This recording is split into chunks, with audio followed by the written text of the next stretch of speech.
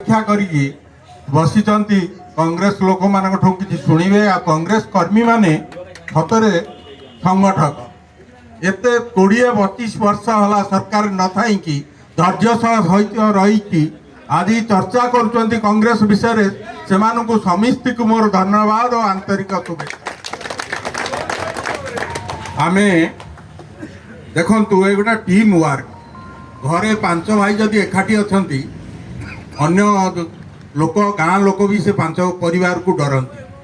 ସେଥିପାଇଁ ଆମେ ସମସ୍ତେ ଏକାଠି ହେଇକି ଛୋଟରୁ ବଡ଼ ପର୍ଯ୍ୟନ୍ତ ଏଇଭଳି ଚର୍ଚ୍ଚା ସବୁ ପଞ୍ଚାୟତରେ କରିବା।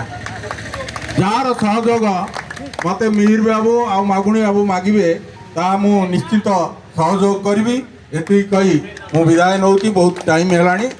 ଆପଣମାନେ ଧୈର୍ଯ୍ୟରେ ବସିଛନ୍ତି, ସେଇଟା ହେଉଛି ସବୁଠାରୁ ବଡ଼ କଥା। ରଖୁଛି, ଧନ୍ୟବାଦ।